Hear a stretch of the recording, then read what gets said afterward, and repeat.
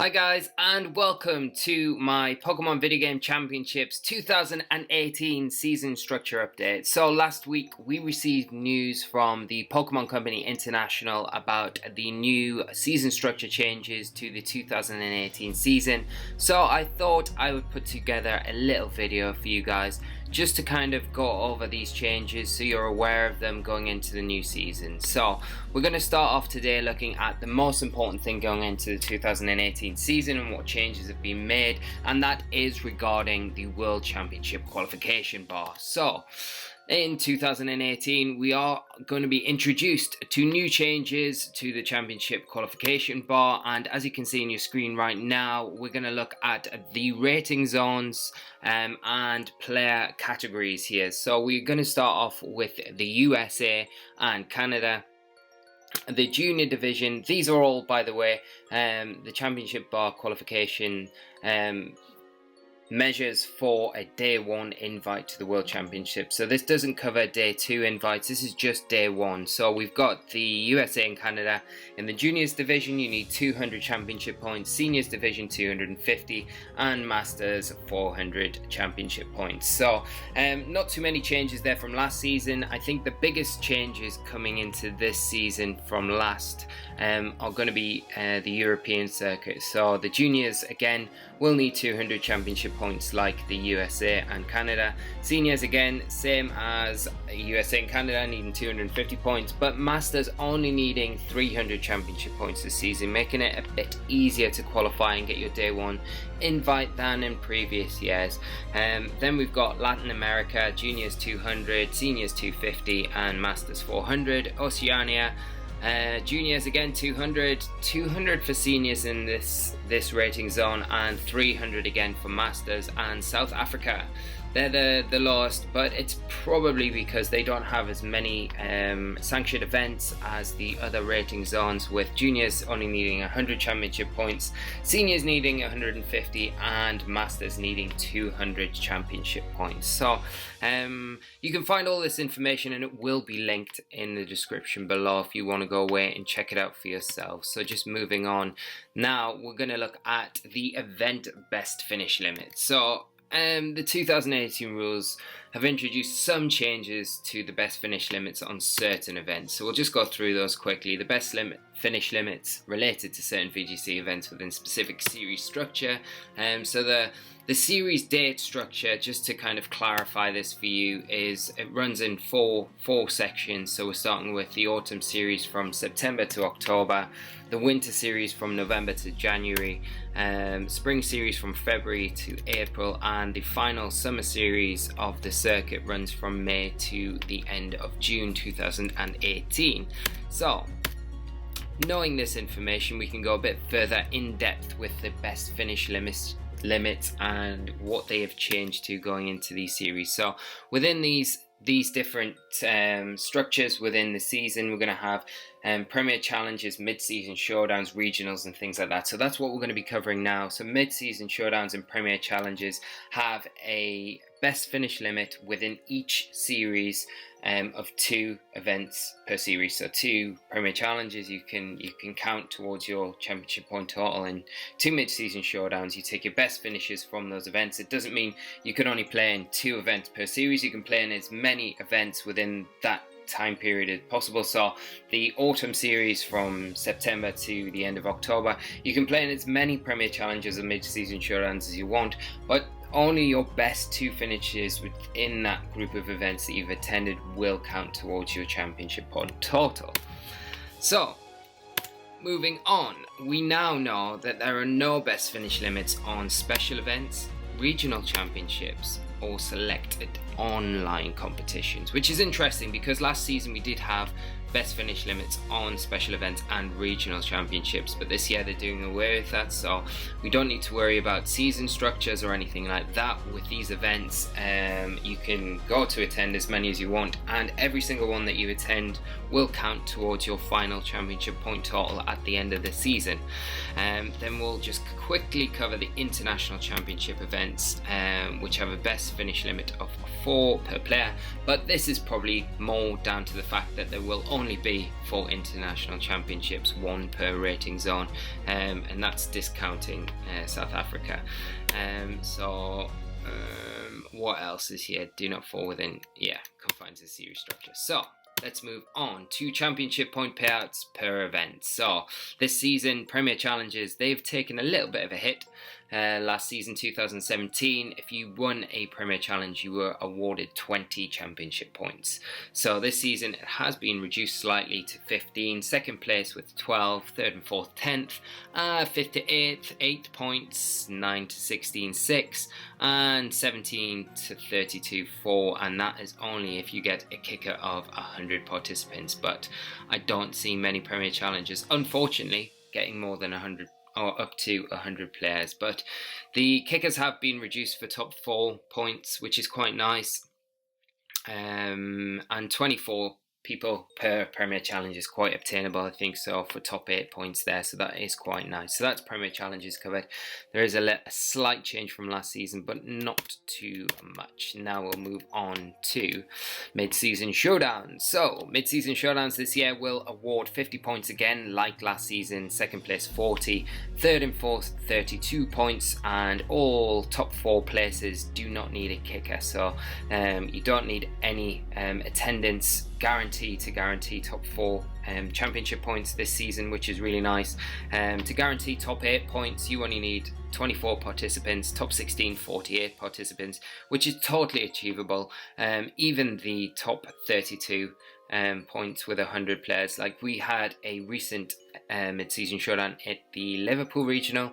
I think the player attendance there was 126, so the top 32 players in that event would have received at least 16 championship points, which is really nice. And then we kind of round off the mid-season showdowns with the 33 to 64th place players receiving 13 championship points, but that does depend on 200 participants being the kicker, and that is a pretty huge mid-season showdown. You're getting really towards more regional and international level events with that many competitors, but that kind of rounds up mid-season showdowns. Now we can have a look at selected online competitions. So first place, like last season, receiving 50 points, second 45, third and fourth 40, and so on and so on. I don't think we need to worry about kickers here, because kickers don't really come into play in online tournaments. You're normally getting at least up to 1,000 players competing minimum in these online tournaments, so they never really come into play. But these are per region, so they're not split up by rating zone.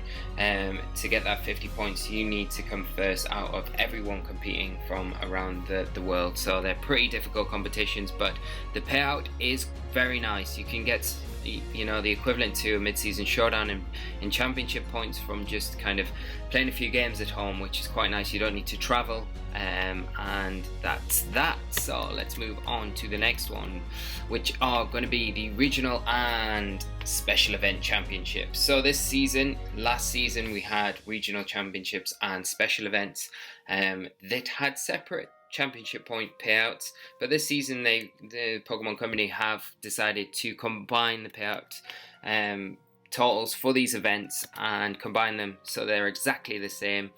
So we're looking at first place for a regional or a special event win. You do receive 200 championship points. Second place with 160. Third to fourth 130, top 8 100, and right up to that point you do not need any kicker, so you don't need any guaranteed attendance to make sure that you're receiving points in that top 8. So that's really nice, and a good improvement from last season. Top 16 you only need 48 players, top 32 100, which is really good when you think about these events. You know, sometimes you might just miss that 100 mark, and you're still guaranteed top 16 points, which is really good. And then so on and so on. You can see right the way down what it goes to. 800 kicker there, making sure that the top 256 players get 30 points. So right, and that counts again, guys, just to remind you that that counts for special events as well. So regionals and special events going into the 2018 season are exactly the same as each other. So there is no best finish limit on either of these events, so you can again compete in as many of these as you would like throughout the season to bump up your point totals, and that's really nice, making it quite obtainable for even newer players to get their Worlds Day 1 invite, which is the main thing, and it's going to really open Worlds up and just allow a lot more people to be able to attend that event. And I think it's a really nice thing for newer players to be able to see and set themselves targets and you know, maybe get to that big event that, you know, they've never previously thought they would be able to get to. And I think the more people going to Worlds is just a better world altogether. But that's my opinion, so we'll keep that for another time, and we'll move on to the other structure updates for 2018 season. So we've got the biggest event of the season, excluding Worlds obviously, so, and your championship point totals and things like that. So we've got the international championship. So first place in an international championship guarantees the winner 500 championship points, which is huge, and guarantees pretty much every racing zone, every player winning that international championship, that day 1 invite. And I'm pretty sure it'll put them on a really good track to earning a day 2 invite, as well as probably many other invites to the other internationals throughout the season. Second place is going to bag you 400 points, third and fourth 320, fifth to 8th 250, and 9th to 16th 200, and again with only a kicker of 48 people. So as long as you've got more than 48 people, you guarantee top 16 points. 100 people guarantees top 32 points, 130 guarantees at top 64, and 400, which is maybe a bit of a stretch but not out of the realms of possibility, guarantees the top 128 with 100 points. So and then you go on for 800 and 1600. So yeah, very nice changes, and the kickers there, changes from last season, are really nice and just support the payout totals there. And then we'll move on to prize payouts, because that is another big area that has had some adjustments going into the 2018 season. So as we can see, primarily regional payouts have been increased.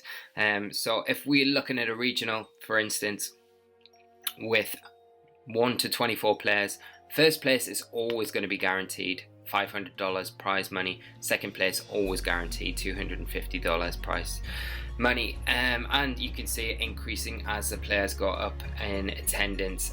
With, you know, I think the nicest thing here is the 201 cap plus, always guaranteeing that first place player $3,000, which is pretty huge. Second place getting $2,000, and so on and so on, as you can see on the chart in front of you. I just think that's really nice, and you know, 201 players is not a cap that's out of the realms of possibility. You know, it's quite an easy cap to hit, and it guarantees that bigger payout for players who are doing well in those events, which I think is really nice going into this season.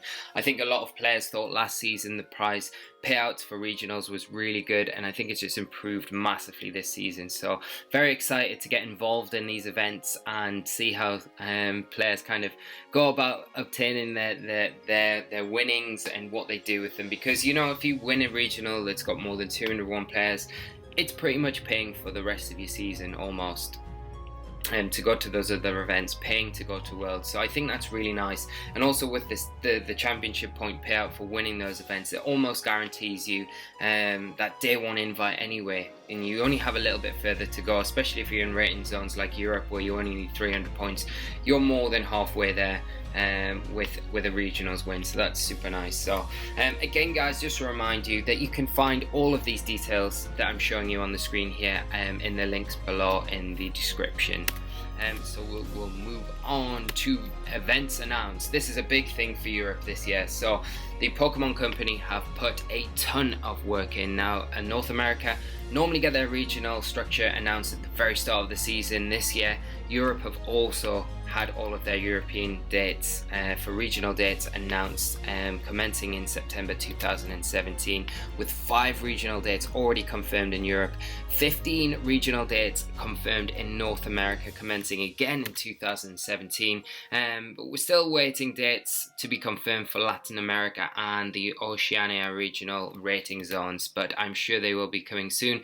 We've also had the first international championships, which will be in London again, confirmed, which will be running from Friday the 17th to Sunday the 19th of November 2017, so very excited for that.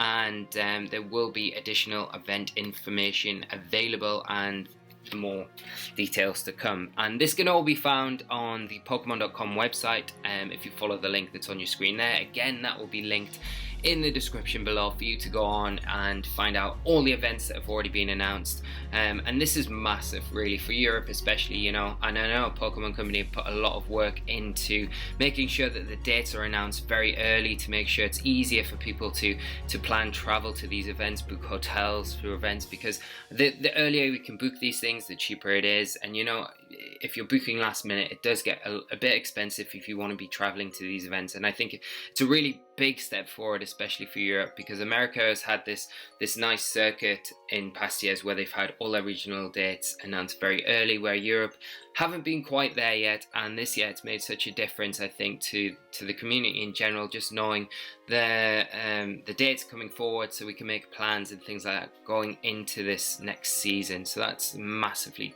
and one of the biggest improvements, I think, going into this next season. Just knowing these dates really helps. And you never know, we'll probably have more dates and more events to be announced, like mid-season showdowns, special events and things like that, but who knows, we'll just have to keep checking back on the Pokemon.com website under the event finder, and I'm sure there'll be more events coming up very soon. So let's have a look. VGC 18 format. So we do know that until further notice, the VGC 2018 circuit, starting on the 1st of September 2017, will be carrying on with the current VGC 2017 rule set, which is the Alola Dex, and you can see it's kind of detailed here. I'm sure all of you already know the 2017 rule set, but you can familiarize yourself in the reviewed rules and format document that will be linked in the description below.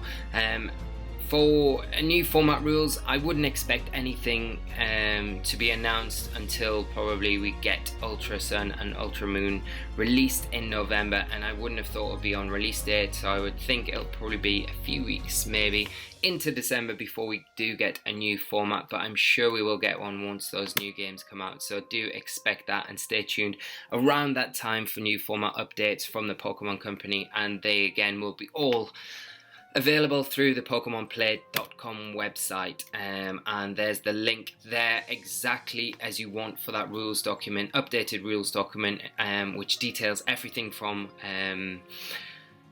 tournament rules to Pokemon that you're allowed to use to everything. It's the whole rules document, and again, that will be linked in the description below. So just to recap quickly, depending on your rating zone, updated championship point for Worlds qualifications have changed. Again, you can go back in this video and have a look at those, or use the links in the description below to check out your specific rating zone to see what you need to qualify for day 1 next season. The changes to the best finish limits on certain sanctioned events like Premier Challenges and mid-season showdowns per series, you know, through the autumn series, winter series, spring series and summer series. You've got to remember that only 2 of your best results in certain sanctioned events will count. Specifically talking about Premier Challenges and mid-season showdowns during those series. Regionals best finish limits have been taken away.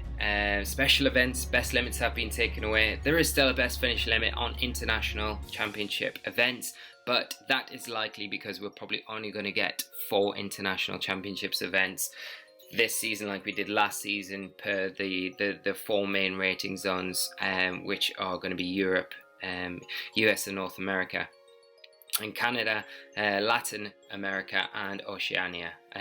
So Championship point payouts, as we've already been through those, we have seen some changes to the championship point payouts. Special events have changed in line with regional championships. Premier challenges have been reduced, but everything else is kind of along the similar lines to what it was last season. Event payouts and kickers. So we've been through the kickers again.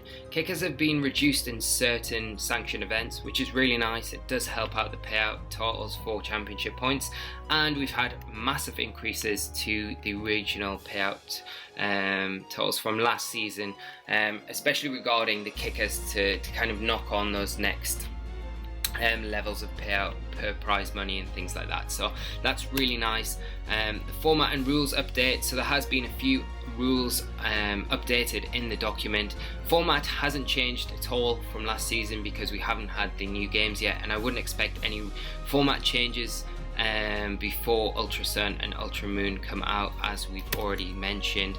But if you've got any questions, anything you want to find out about locating events near you or in your rating zone, championship point structure, qualifying for worlds and event payouts, and this can all be found, like I've already said, at the pokemon.com/play website, and all the links within this video will be in the description below, guys. So I hope this was okay for you guys. This is kind of the first little update recap I've done on any sort of format things, as the changes and new format will be revealed at some point this season. I will make sure to do an update video, but this is just kind of help you get started and make sure you're aware of some of the small changes that are made and coming up in the VGC 2018 season. So I hope it's been helpful. It'd be great to get any feedback on the video. Anything that I've missed out, anything that you would like to see included in future episodes or series that I do similar to this. But this was just a kind of a request that I got on the channel by a few players, just to do a recap video to make it easy. And I think it's nice for the newer players coming into the circuit to just be aware of some of the changes going into next season and how they can go about obtaining that day one Worlds invite that everyone's kind of striving for, because everyone wants to attend Worlds. And I would definitely guarantee, from being there in the past myself, it's a once in a lifetime opportunity. If you can definitely try to get there, I would recommend it for all Pokemon fans. It's just an incredible event. Meeting the people out there from different rating zones is just one of the best experiences that a player can have, and just playing alongside such high quality, high caliber players is just something that you can only dream of. So hopefully I'll be there next year, and hopefully you all will be as well. I think the changes have been really good up to now, and I look forward to really getting started into next season. So until next time, guys, thanks, and I will see you again soon.